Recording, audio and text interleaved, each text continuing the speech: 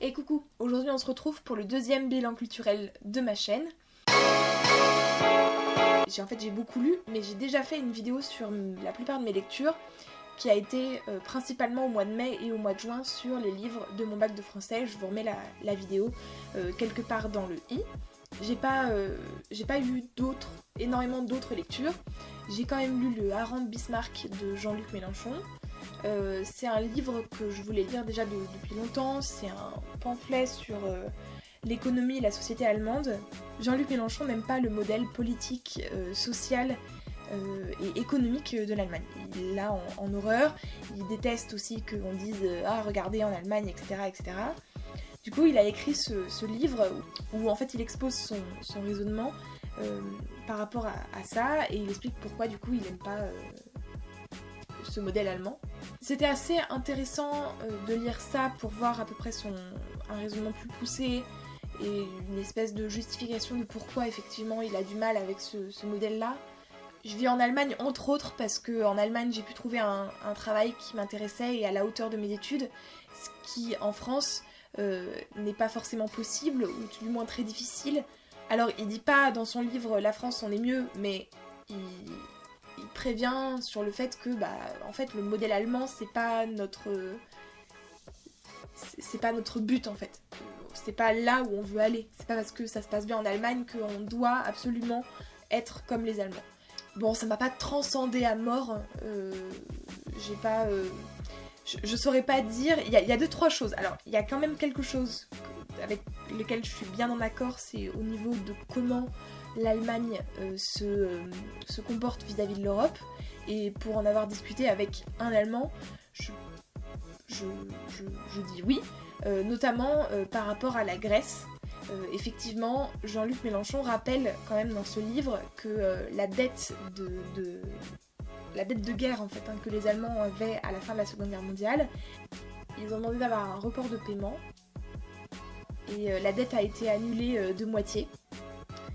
Et ils ont demandé d'avoir un retard de paiement à la réunification qui a eu lieu en 90, et en 90 ils n'ont pas payé, ils ont toujours pas payé. Donc en fait les Allemands n'ont pas payé la dette de guerre. Et par contre effectivement quand il y a eu la crise notamment, et donc du coup avec la situation vraiment très difficile en Grèce, les Allemands avec leur place un peu privilégiée au sein de l'Union Européenne, et notamment Angela Merkel, ont été très pour le coup beaucoup à prôner la politique d'austérité et absolument pas vouloir mettre en place des plans de sauvetage plus social. Voilà. Alors je suis pas du tout calée en économie, j'en ai parlé avec quelqu'un qui est un peu plus bon, qui travaille dans la finance quoi, et en fait c'est vrai qu'il a tenté de m'expliquer que c'était pas la même chose parce que la dette de guerre c'est une dette qu'on doit à des pays, alors que la dette de la Grèce c'est de l'argent qu'il doit à des fonds privés, donc les banques, etc. Du coup c'est pas exactement la même chose, c'est-à-dire que si on voulait entre guillemets faire cadeau à la Grèce de sa dette, il faudrait que les pays européens en fait payent à sa place, alors que la dette de l'Allemagne il a présenté comme ça cette personne dont le domaine d'expertise est la finance est allemand, et du coup m'a dit alors que bon la dette de guerre on la devait à personne, enfin, c'est-à-dire qu'il n'y a pas eu d'emprunt d'argent. Et en fait cette vision de la chose là est absolument pas fair play, parce que en vrai si cet argent ils le doivent aux pays qu'ils ont occupés pendant la Seconde Guerre mondiale, pays qu'ils ont pillés, occupés avec tout l'effort de guerre qui va avec. Je veux dire, ils ont ruiné des pays pendant la Seconde Guerre mondiale. Alors, ok, c'est vrai que parler de ça maintenant avec des Allemands, ça n'a pas de sens, parce que ça s'est passé il y a des années, et que si l'Union Européenne a décrété que... Alors ça devait pas être l'Union Européenne encore à ce moment-là, mais si la communauté européenne a décrété que bon d'accord, on efface l'ardoise au niveau de la dette de l'Allemagne, pour plein de raisons, et qui je pense était bonne, parce qu'en vrai l'Allemagne a quand même eu du mal à revenir, et la réunification a causé quand même pas mal de soucis, même au niveau économique. Simplement le simple fait de dire ah bah pour nous c'est pas pareil, nous c'était normal qu'on paye pas alors que la Grèce il faut absolument qu'ils payent parce que c'est des investisseurs privés. Bon, ça me gêne. Donc j'en reste là pour ce livre. Je le recommande pas forcément, c'est assez ardu, ça parle pas mal d'économie. Et c'est pas le meilleur discours que Jean-Luc Mélenchon peut faire en fait. Voilà. Il est pas excellent sur ce niveau-là. Du coup ensuite j'ai lu tous mes anciens livres du bac de français et ensuite je me suis attaquée au livre Même le silence a une fin d'Ingrid Betancourt où elle y raconte ses 6 ans de captivité dans la jungle colombienne avec les FARC, donc qui est l'organisation révolutionnaire en Colombie. Mais donc Ingrid Betancourt a été retenue 6 ans en captivité et elle a donc écrit un livre à sa sortie. Donc là j'ai pas encore fini, il me reste 300 pages. En vrai, ce livre, bon c'est très bien écrit, comme c'est une histoire un peu... c'est peut-être un peu le problème de ce livre en fait, c'est que parfois on oublie que c'est vraiment arrivé, que en fait la personne qui parle, elle parle du coup à la première personne, c'est Ingrid Betancourt et tout ce qu'elle dit, c'est pas de la fiction, ça s'est vraiment passé. Mais en fait c'est juste poignant. Je suis très sensible à la première personne moi dans les romans. C'est vraiment quelque chose qui me touche profondément. Et là j'ai déjà lu 400 pages de ce roman. Je me suis déjà attachée grandement à Ingrid Betancourt. Je sais qu'elle est libérée, alors du coup ça rend la lecture moins difficile, mais là en ce moment j'en suis à un moment où elle est avec d'autres prisonniers, dont un qui s'appelle Lucio, et donc elle s'est liée d'amitié avec lui, etc. Ils étaient anciens, ils ont siégé ensemble au Parlement avant, donc d'où le lien assez fort qui s'est créé en fait, c'était collègues avant plus ou moins. Et en fait par contre Lucio je sais pas en fait. Je sais pas. Du coup, Et c'est d'autant plus difficile que je sais que tout ça a eu lieu. Ce sont des vrais personnages qui ont vraiment vécu ce que je suis en train de lire. Et du coup, c'est juste... ok. Et surtout, ça a le mérite de m'informer un peu plus, de m'éduquer un peu plus à propos des FARC et de la situation en Colombie. Moi, avant, alors je savais bien qui était Ingrid Betancourt, qu'elle avait été retenue par les FARC, mais j'avais jamais imaginé quel pouvait être le quotidien d'un prisonnier détenu par les FARC dans la jungle colombienne, en Amazonie, parce qu'en fait il faut bien tout remettre dans un certain contexte. Et voilà, le premier chapitre ça démarre sur une tentative d'évasion, oui parce qu'elle a cherché à s'évader plusieurs fois, et en fait ça pareil, on vous dit voilà s'évader, ah ouais d'accord ok, non mais en fait s'évader, c'est s'évader, ça veut dire partir du campement, donc risquer plus ou moins sa vie parce que tu sais pas comment ils peuvent réagir si jamais ils te captent, si jamais ils te retrouvent. Et puis c'est surtout, elle est au beau milieu de l'Amazonie, hein, elle est pas à Bogota quoi. Donc du coup, elle décide de partir et de se retrouver toute seule dans la jungle en pleine Amazonie, sans vraiment trop de repères et sans trop de matériel non plus. Et le premier chapitre du livre, ça démarre là-dessus comme ça. Et elle se retrouve pendant un orage, sous la pluie, toute seule, dans le noir total, avec juste comme lumière les flashs de l'orage qui éclairent vite fait les alentours. Mais bref, ça te met dans l'ambiance, c'était juste là. Ah ouais, d'accord. Et d'où le fait que non seulement c'est horrible, déjà, de fait, c'est-à-dire qu'elle raconte des choses quand même qui sont dures, etc. Mais en plus, tu te dis, non mais ça c'est pas juste une fiction, voilà. Je m'arrête là pour les livres parce que j'ai déjà parlé bien trop longtemps et j'ai encore pas mal de choses à dire. J'ai pas trop regardé tant de choses que ça. Par contre, j'ai quand même regardé, j'ai par curiosité à la base 13 Reasons Why, j'ai grave kiffé. J'ai trouvé que le traitement du sujet était plutôt pas mal. J'aurais des choses à y redire comme le fait de rendre un peu glamour le suicide et la vengeance qui va derrière. Mais à part ça, il y a vraiment un bon traitement du thème du harcèlement scolaire. Et aussi, autre chose que j'aime beaucoup, c'est au niveau de la représentation des minorités. Je trouve que là-dessus, Netflix fait vraiment un travail qui n'est pas parfait, qui peut encore s'améliorer bien sûr, mais c'est déjà tellement avant-gardiste par rapport à ce qu'on peut nous servir dans le grand public si vous voulez. Du coup je trouve que c'est vraiment cool de la part de Netflix de faire des séries comme ça où il y a vraiment une attention particulière qui est donnée à la représentation des minorités. Alors quand je dis ça, effectivement il y a des noirs, il y a des asiatiques, il y a des homosexuels, il y a des personnes qui sont pas trop, et qui savent pas trop où ils sont, qui sont encore en recherche d'eux-mêmes, etc. Et je trouve que c'est vraiment cool. On en veut plus, c'est clair, mais c'est déjà vachement bien. Et du coup j'enchaîne directement, c'est la transition parfaite. J'ai aussi regardé Dear White People, la première saison, et j'avais regardé ça parce que j'avais vu que ça avait fait scandale aux États-Unis. Oui, communautarisme, enfin bref, à chaque fois que des noirs se regroupent direct, on crie au scandale, au racisme et au communautarisme. Et en fait cette série est juste... Je pense pas... Alors, je ne suis pas bien placée pour juger cette série et pour dire si oui ou non elle est complète. Donc peut-être et certainement que c'est pas parfait et qu'il y a encore des choses à revoir, c'est certain.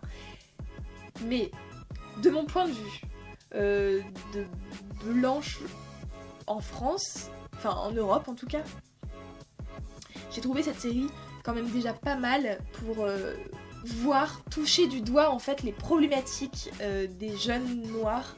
Et c'est des trucs vraiment bêtes peut-être, mais il y a une scène où on les voit se faire des afros avec les cheveux, et c'est la première fois de ma vie que j'ai vu un peigne pour les cheveux crépus qui sert à faire les afros. Et c'est vraiment con, mais en fait, j'en avais jamais vu avant.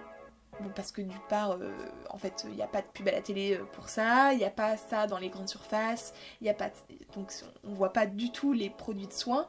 Et en fait, c'est con parce que justement, je fais signe à un débat qui s'est passé sur YouTube sous l'une de mes vidéos, et je pense, vu le thème dont je parle là actuellement, vous saurez retrouver cette vidéo là. Et en fait, une personne me demandait en quoi, en gros, bon, il y a d'autres choses, mais en gros, comprenait pas pourquoi les cheveux étaient une problématique pour les personnes noires. De voir cette scène-là, en fait, juste, tu comprends. C'est des choses qui sont vraiment, qui ne paraissent pas si importantes que ça, mais qui en fait cette série montre sans vraiment tu vois, il n'y a pas un épisode spécial sur les cheveux, c'est juste au quotidien. Et voilà, plus toutes les problématiques, évidemment, la violence policière, les accusations de communautarisme, etc., etc. Puis sans parler que, en fait, cette série montre des étudiants noirs, et il n'est fait état que d'eux, en fait. À aucun moment, on montre ce que pense l'étudiant blanc, parce que je sais pas, on pourrait se dire ouais, parce que bon, quand même, c'est quand même bien de parler de tout le monde et tout. Mais en fait, c'est les étudiants blancs en Amérique, on montre que ça dans les films, quoi. Et du coup, ça aussi pareil, j'ai vraiment aimé que pour une fois, ok. Maintenant, ça, c'est ok, c'est une série. Ce que j'aimerais, c'est que, évidemment, que on voit tout ça dans des séries lambda, et qu'on n'ait pas besoin de faire une série avec seulement comme thème ça pour enfin voir des étudiants noirs et leurs problématiques quotidiennes. En fin mai, je suis allée voir Die Goldberg Variationen, donc en français les variations de Goldberg. Ça vient d'une pièce de Georges Tabori, et ça raconte en fait lors d'une répétition générale, ça raconte la répétition générale d'une pièce à Jérusalem qui relate l'histoire de l'Ancien Testament et du Nouveau Testament. Voilà, et Goldberg, et alors je sais plus exactement son rôle, c'est pas le metteur en scène justement, parce que le metteur en scène c'est celui qui est insupportable, c'est peut-être le régisseur ou quelque chose comme ça, et en fait il se fait un peu sadiser par le metteur en scène, jusqu'à ce qu'il lui ordonne de jouer Jésus-Christ pendant la scène de crucifixion, enfin bref, peu importe, et les musiques au top, les costumes au top, ça pétait, c'était des acteurs de la troupe de théâtre de l'opéra de ma ville, et en fait c'était incroyablement bien, voilà, c'était incroyablement bien, je suis ressortie de là, j'étais juste mais c'est génial! Alors du coup, ça m'a juste donné envie de retourner voir un musical. Fin juin, il y avait My Fair Lady qui passait. J'avais déjà entendu parler de My Fair Lady notamment dans des séries comme Call the Midwife ou des séries sur cette époque-là. Du coup, je me suis dit, chouette, ça va être le musical et tout, par excellence, super, je veux y aller, je veux y aller. Et alors, j'y suis allée. J'ai été un peu déçue. J'aime pas trop tenir les propos de c'est mieux en VO, il faut absolument toujours aller voir en VO, etc. etc. Mais alors là, ouh, j'étais vraiment choquée parce que Die Goldberg Variation, les acteurs parlaient en allemand quand c'était juste les échanges, un peu le théâtre si vous voulez, mais toutes les chansons étaient chantées en anglais. Ce que je trouvais que c'était un bon compromis. Parce que effectivement, la moyenne d'âge à l'opéra de ma ville, c'est peut-être plus de 50 ans. Du coup, je peux concevoir que du coup tout le monde ne parle pas anglais et que ça peut être un peu un manque à gagner que de proposer en fait les pièces en version originale. En version originale systématiquement. Du coup, on peut trouver des compromis et les chansons en anglais ça passe quand même mieux parce que c'est pas les chansons qui donnent forcément un avancé au niveau de l'intrigue. Du coup je trouvais que le compromis était bien et du coup je m'attendais naturellement à avoir à peu près la même chose pour My Fair Lady. Et en fait non, les acteurs parlaient et chantaient en allemand et c'était vraiment mais non mais non. Surtout que, en plus, l'histoire de My Fair Lady, c'est donc c'est Miss Doolittle qui vend des fleurs et qui en fait tombe par hasard sur Monsieur Higgins, professeur Higgins, qui en fait est professeur de phonétique anglais. Hein, ça se passe à Londres, quoi. Ça se passe à Londres en 1912, donc en plus pendant les manifestations suffragettes.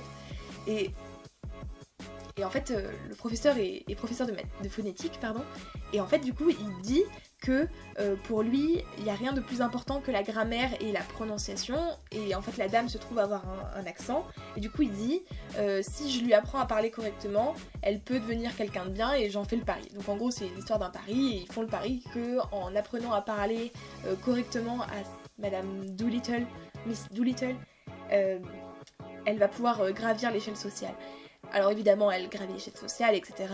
C'est une pièce, alors le professeur Higgins c'est un macho de première, et au final, elle lui fait bien comprendre que, en fait, ferme ta gueule, parce que au final, c'est pas toi, avec ta phonétique, qui m'a fait devenir ce que je suis, tu m'as juste donné l'opportunité, en fait, mais non, c'est moi qui suis là maintenant. Et donc voilà, mais du coup, tout tourne autour de la phonétique et de la prononciation. Donc il y a vraiment, la langue est vraiment importante et du coup c'était vraiment trop frustrant et j'étais non. Et ouais, les chants en allemand c'était pas pareil, c'était vraiment pas pareil. C'est-à-dire que du coup j'avais juste l'impression d'être à l'opéra et encore, là encore j'ai envie de mettre des guillemets parce que en fait les chanteurs avaient des micros. C'était déjà le cas dans Die Goldberg Variation, je pense qu'ils font ça pour pouvoir faire la balance correctement entre la musique et les acteurs qui chantent, en sachant qu'ils sont pas... c'est pas des acteurs de chant lyrique, hein, donc ok. Mais du coup, Die Goldberg Variation, comme c'est... Enfin, je sais pas en fait, certainement que c'est des acteurs ceux qui jouaient dans My Fair Lady, mais en tout cas les acteurs de Die Goldberg Variation avaient une intonation de voix vraiment très théâtrale et malgré le micro. Alors que là, dans My Fair Lady, ils avaient vraiment tous des micros et ils parlaient, du coup ils accentuaient pas en fait. Ils partaient du principe qu'ils avaient le micro donc c'était bon. Du coup ça manquait de jeu, même au niveau acteur et du coup c'était... J'ai été un peu déçue. Voilà, je m'attendais à un truc qui pète, etc. et tout ça, un truc vraiment authentique et... Là, en tout cas, c'était pas authentique. Voilà, c'était pas authentique. Je m'attendais à être plongée dans le Londres de 1912 et... Oh putain, cette déception, je m'en remets pas. C'était hier soir, je m'en remets pas. Je m'en remets vraiment pas. Donc, Voilà, en vrai, si vous avez l'opportunité de voir My Fair Lady, renseignez-vous pour savoir si c'est en VO, parce que si c'est en version en VF ou n'importe quoi autre, mais pas en VO, franchement ça vaut vraiment pas le coup. Vraiment pas le coup. Voilà, et pour finir, après 28 minutes de parole, je finirai du coup sur mes vacances, donc c'était début mai, j'ai pris 2 semaines de vacances, et je suis partie à Lisbonne et à Barcelone. Alors pourquoi j'en parle dans un bilan culturel? Tout simplement parce que moi, mes vacances sont des vacances culturelles la plupart du temps. Pas tout le temps, mais en tout cas là ça l'était. Et d'ailleurs j'ai voyagé avec une personne qui voit à peu près les choses comme moi. Du coup, alors autant à Lisbonne on n'a pas fait énormément de choses culturelles, on a plutôt fait des trucs plus touristiques que vraiment culturels, mais on a énormément profité à Barcelone. On a fait je sais pas combien de musées, et notamment grâce à la Barcelona Card. Donc ça, c'était pour ça que je voulais vous en parler. Si vous partez à Barcelone pendant quelques temps et que vraiment des visites de musées vous intéressent vraiment, donc j'insiste vraiment sur le vraiment, parce que du coup, ça revient... C'est 50 € la Barcelona Card pour 5 jours. Avec la carte des transports illimité sur 5 jours, pareil, et avec une liste assez exhaustive de musées. Le seul truc, effectivement, c'est que c'est plutôt des musées, ils font ça vraiment, je pense, dans un cadre vraiment culturel et de découverte, en fait, de la ville. Du coup, il y a des musées comme le MUBA, donc, qui est le musée d'archéologie de Barcelone, qui notamment montre les vestiges romains, etc. Il y a le centre culturel, les expositions dans les anciens marchés, le musée Picasso, etc. Du coup, c'est vrai que si vous voulez juste faire 2 musées dans votre séjour, ça vaut peut-être pas la peine, parce qu'en vrai les musées sont pas si chers que ça. Et par exemple, tout ce qui est parc Güell, etc., c'est pas inclus dans la carte. Il y a vite fait une réduction, mais rien de très intéressant, si vous voulez. Du coup, si vous êtes vraiment intéressé par les musées, donc je pense qu'il faut en faire au moins 4 dans votre séjour pour vous y retrouver un petit peu avec l'achat de la carte. C'est un bon investissement, et surtout, vous avez quand même le livret avec. En vrai, le livret, on s'en fout, c'est pas vraiment ça, c'est juste que du coup, vous avez la liste des musées, et c'est beaucoup plus direct, c'est-à-dire vous pouvez feuilleter et dire « Ah bah ça m'intéresse, ok, ça m'intéresse, blablabla ». Et comme vous avez la carte transport illimitée, vous pouvez faire dans tous les sens. Voilà, c'est cool. Et à propos de mes vacances, j'ai filmé un peu. Alors pas mal à Lisbonne, du coup j'ai fait des vlogs que je vous mets dans le dans la barre d'infos et à la fin de la vidéo. Alors autant à Lisbonne j'ai pu filmer un peu, enfin de quoi faire quelque chose qui illustre entre guillemets mon séjour, autant à Barcelone en fait j'ai tellement aimé cette ville, j'ai tellement aimé cette semaine passée là-bas que je suis juste complètement zappée de filmer quoi. J'étais juste dans mon truc, et du coup le vlog rend pas du tout hommage à mes vacances, c'est pas du tout représentatif de tout ce que j'ai pu faire à Barcelone. Mais bon, j'ai quand même tenu à monter le vlog, ne serait-ce que pour moi et pour la personne qui était avec moi. Mais du coup, si vous voulez aller jeter un coup d'œil, vous pouvez y aller. Mais par contre, alors je fais deux recommandations, enfin c'est pas des recommandations, mais 2 warnings. Je filme avec une petite caméra d'appoint, on va dire ça comme ça, qui m'a coûté 60 € sur Amazon. Donc si vous voulez, c'est celle qui me permet de filmer comme ça face cam, et c'est pas grave. Parce que vous n'avez pas forcément besoin de voir une haute définition de ouf sur mon visage et sur mon environnement, ça suffit pour le moment. Par contre, c'est vrai qu'au niveau des vlogs de voyage, pour filmer des paysages, c'est vraiment pas top. Du coup, je suis un peu gênée, je peux pas faire de réglages, etc. Donc du coup, c'est vraiment très sommaire. Du coup, voilà, je sais que je dois investir à un moment, je vais investir à un moment. Mais pour le moment c'est pas au programme et c'était certainement pas au programme quand je suis partie en vacances. Du coup la qualité est merdique. Désolée, mais c'est entre autres pour ça que je les publie pas directement sur la chaîne, parce qu'en vrai, elles ne me satisfont pas au niveau de la qualité. Avant de regarder le vlog, vous attendez pas à un truc de fou. Et c'est vraiment juste, c'est un clip de 3 minutes, hein. Y a rien d'incroyable. Mais ça permet d'avoir des images si ça vous intéresse. Voilà, bon je m'arrête là, 33 minutes, c'est largement suffisant pour parler de culture. Sur ce, je vous remercie d'avoir regardé cette vidéo. Et je vous dis à très vite dans une prochaine vidéo. Ciao!